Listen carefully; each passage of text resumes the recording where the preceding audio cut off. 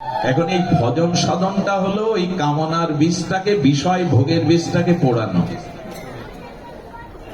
ভাগবতে যে আনন্দ আছে, ভক্ত সঙ্গ হরিকথায় যে আনন্দ আছে, তার প্রমাণ এখন আপনারাই। এখানে অনেক বিত্তশালী লোক আছেন, আভিজাত্য শ্রেণীর মা বোনেরা আছেন, এখানে অনেকেই অনেক পদাধিকারী ব্যক্তিত্ব আছেন, কিন্তু এইখানে আপনাদের এই গরমের মধ্যে বসিয়ে রাখা মাটিতেই না আছে একটু জলযোগ, না আছে চা বিস্কুট যোগ, না আপনাদের কোনো কথা বলার সুযোগ দেয়া হচ্ছে। একজন বলছে আর আপনারা বসে বসে শুনছেন। এর থেকে কষ্ট আর জগতে অন্য কোথাও নেই। অন্য সময় পারবেন না এটা। এই যে 2 ঘন্টা গরমের মধ্যে বসে আমি নীরবে বসে থাকবার, একজন 2 ঘন্টা বকবক করবে, এরকম ধৈর্য অন্যখানে আপনি দেখাতে পারবেন না। এখানে চা নেই, বিস্কুট নেই, জলযোগ নেই, দেহের কোনো সুখের ব্যবস্থা নেই। কিন্তু আপনাদের কাছে একটা প্রশ্ন করি, সারাদিন সংসারে বিষয় আশায় যে সুখ পেয়েছিলেন, তার থেকে কিছুটা নির্মল আনন্দ এখানে না পেলে এখানে এইভাবে কষ্ট করে বসতেন না আপনারা? নিশ্চয়ই কোন একটা হৃদয়ের আত্মিক সুখ এখানে আছে, এই জন্য কষ্ট ছেড়ে, বিষয় ছেড়ে এখানে বসেছেন। এটাই প্রমাণ করে আনন্দ আছে ভগবত ভজনে, আনন্দ আছে ভগবত চরণে। এটা ছাড়া অন্য কোন, যত তাড়াতাড়ি এই বুদ্ধি খুলে যায় ততই মঙ্গল। এই বুদ্ধি না খুললে আরো কত কোটি জন্ম লেগে যাবে, কিন্তু সুখের প্রকৃত সন্ধান আমরা পাবো না। আচ্ছা, আমরা এগুলো জানি, শুনি, কিন্তু কাজে লাগাই না কেন? এগুলো মেনে নিচ্ছি, মাথা নেড়ে হরিবোল দিয়ে, উলধ্বনি দিয়ে স্বীকৃতি দিচ্ছি, অথচ মেনে নিচ্ছে না। ভজন তো করছি না। ভজনে আনন্দ, ভগবত চরণাশ্রয় আনন্দ মেনে নিচ্ছি, মাথা নাড়ছি, সমর্থন দিচ্ছি হরিবোল দিলে আর হাত তুলে, অথচ আসলে কি জানেন, আমরা এখনো বিশ্বাস করে পারিনি যে ভগবানের ভজনের মধ্যেই প্রকৃত আনন্দ আছে। এটা এখনো বিশ্বাস করে পারিনি অনেকেই। এটা দৃষ্টান্ত দিলে পরিষ্কার হবে। এখানে যদি একটু ফ্যানের ব্যবস্থা করতো ভক্তদের, কি কষ্টই পাচ্ছেন আপনারা। তবে একটা জিনিস বলি, আকাশ থেকে এখন 7 দিন ধরে বৃষ্টি হলে, বা এখানে এয়ার কুলার চালিয়ে দিলে, ফ্যান চালিয়ে দিলে আপনাদের দেহের শীতলতা আসবে বটে, কিন্তু সংসারের যে জ্বালা, ত্রিতাপ যে জ্বালা, তাতে 7 দিন বৃষ্টি হলে পাখা বাতাস দিলেও অন্তরের জ্বালা যাবে না। কিন্তু অন্তরের জ্বালা যাবে একমাত্র হরি কথামৃতে, ভগবত কথামৃতে। এই জন্য বাইরের কষ্টটা একটু ভুলে যান। আমাকে একজন বলছে, দাদা এই গরমে বসা যায়? আপনাদের পাশে ফ্যান দেয়, আপনি তো কিছু বুঝতে পারেন না, বসা যায়? আমি বলি কি, কৃষ্ণ ভজনে চোখে জল আসছে না, ওইরকম প্রেম ভক্তি তো আমার নাই, তো গায়ের একটু ঘাম যদি ঝরে, সাধু সঙ্গ হরিকথায় ঝরুক না, তাতেও তো একটা প্রাপ্তি, তাতেও ভগবান সন্তুষ্ট হবেন। চোখের জল না ঝরলেও তো তোমার গায়ের ঘাম ঝরছে। সংসারের জন্য কতকাল খাটো, মাথার ঘাম পায়ে ফেলো, আর ভগবত ভজনে এসে একটু ঘাম ঝরুক না, একটু জগতের কষ্ট হোক না, কিন্তু ভেতরে আনন্দ পাবে। আমাদের বিশ্বাস আসেনি যে ভগবত নামে, ভগবত ভজনে আনন্দ আছে। অধিকাংশ মানুষের এই স্থান, এই বিশ্বাস, এই জাতীয় আস্থা আসেনি, একটা প্রমাণ নেই। আচ্ছা, বলো হরি, এই শব্দের অর্থ কি? হরি বলো, এটা কি অমঙ্গল শব্দ না মঙ্গল শব্দ? একটু কথা বলতে হবে আপনাদের। হরি বলাটা কি অমঙ্গল শব্দ? বরঞ্চ শাস্ত্রে বলেছে, এক হরি বললে কি হয় শোনো। হরি নামের বহুত অর্থ, 2 মুখ্যতম। হরি নামের অনন্ত অর্থ, হরি অনন্ত, তার নামের মহিমা অনন্ত, কিন্তু হরি নামের মুখ্য অর্থ 2টি। হরি নামের বহুত অর্থ 2 মুখ্যতম। সর্ব অমঙ্গল হরে, প্রেম দিয়ে হরে মন। যেই হরি বললেন, 2টো কাজ হবে। এক, অনন্ত জন্মের পাপ অমঙ্গল হরে নেবে হরি নামে, আর হরণ করে, মনটাকে হরণ করে আপনার মনে ভগবান প্রেম দিয়ে দেবে। এক হরি নামের এরকম মহিমা। হরি নামের বহুত অর্থ 2 মুখ্যতম। সর্ব অমঙ্গল হরে, আর প্রেম দিয়া হরে মন। চৈতন্য চরিতামৃতে কবিরাজ কৃষ্ণ গোস্বামী বললেন, অনন্ত হরি নামের অনন্ত মহিমার মধ্যে 2টি মুখ্যতম। এক, অমঙ্গল পাপ হরে, আর মন হরণ করে ভগবান রাধারানী নিতাই গৌর ওখানে প্রেম দিয়ে দেন। সেই বলহরি শব্দ তাহলে কি অমঙ্গলের? কিন্তু এটা আমরা বিশ্বাস করি কিনা দেখুন, বিয়ে বাড়ি হচ্ছে, ধরেন মালা বদল হচ্ছে, ওখানে গিয়ে বলবেন তো বলো হরি, আপনাকে অপমান হতে হবে, বেটা জায়গা পাচ্ছ না বিয়ের বাসরে এসে বলো হরি।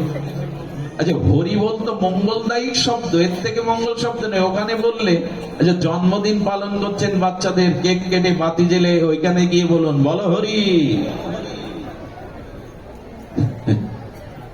আপনাকে তাড়িয়ে দেবে, বেটা জায়গা পাও না বাচ্চার জন্মদিনে বলো হরি। আচ্ছা, ও তো হরি বলা হচ্ছে, তো ওই ওই আস্থাটা নেই কেন? নেই কেন জানেন?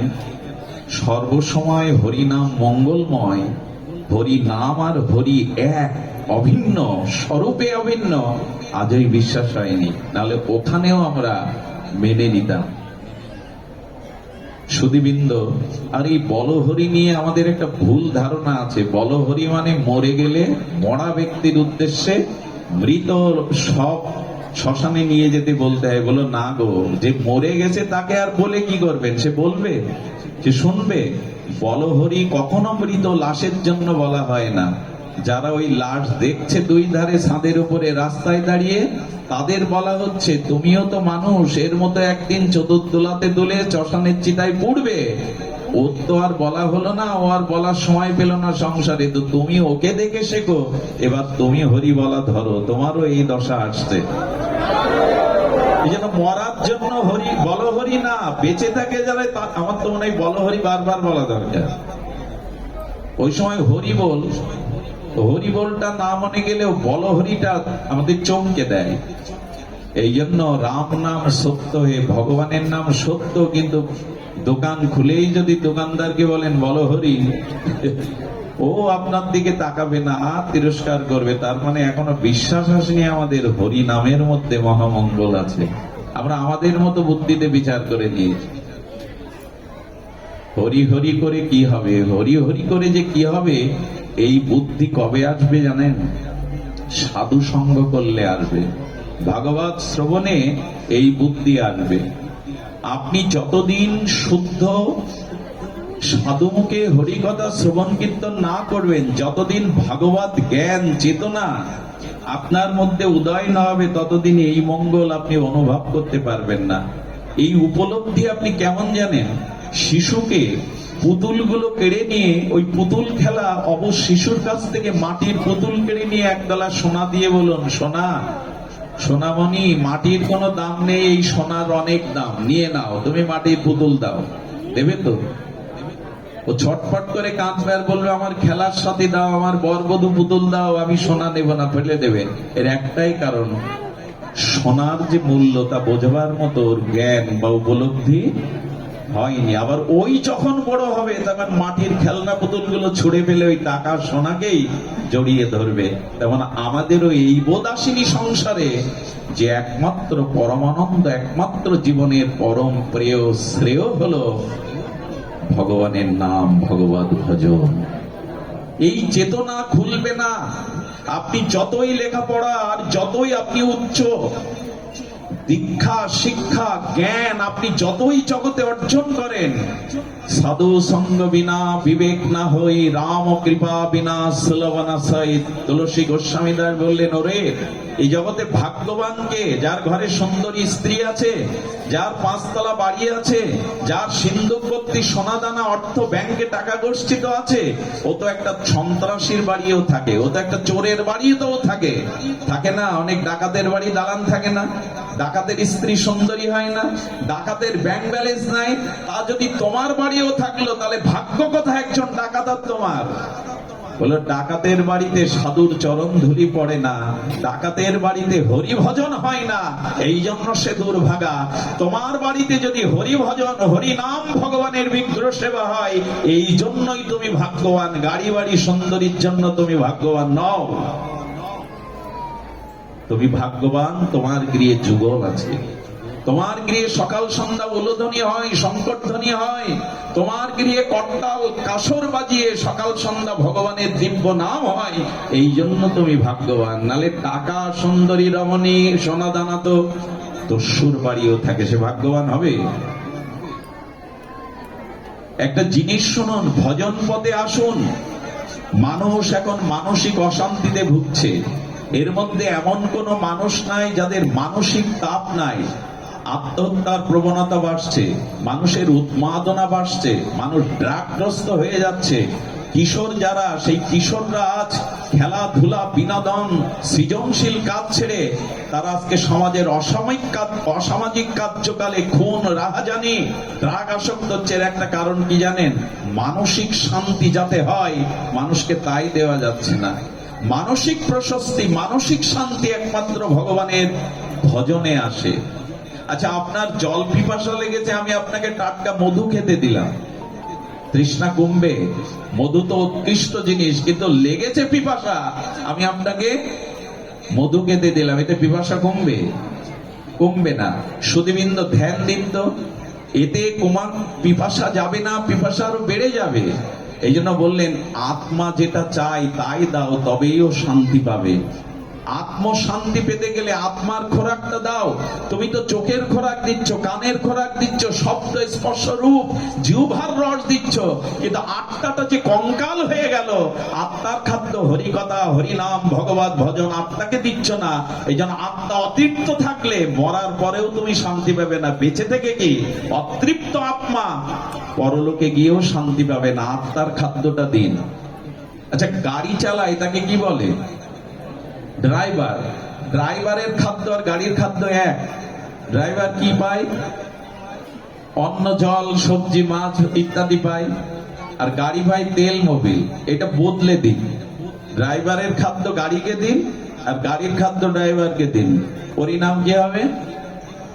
গাড়িও চলবে না, ড্রাইভারও বাঁচবে না। তো আত্মার খাদ্য আর দেহের খাদ্য আলাদা। আত্মা চাই ভগবানের নাম, ভগবানের রূপ, ভগবানের লীলা, এইগুলি আত্মার খাদ্য, যেটা আপনারা এখন দিচ্ছেন। আত্মা সুন্দর হলে, আত্মা পরিতৃপ্ত হলে এই জগতে আপনার অশান্তি বলে কিছু পাবেন না, এই জগতে আর দুঃখ বলে কিছু দেখবেন না।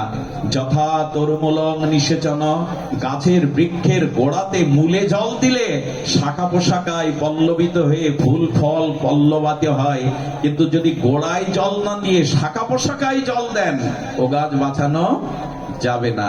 ঠিক তদুপরি আত্মা যদি শান্তি পায়, আত্মার খাদ্য যদি ভগবত ভজন দিতে পারেন, পুরো জন্মটাই আনন্দে ঝকমক করবে। শাখা পোশাকায় যেমন ফুল ফল হয়, গোড়ায় তো জল ঢালি না। আত্মা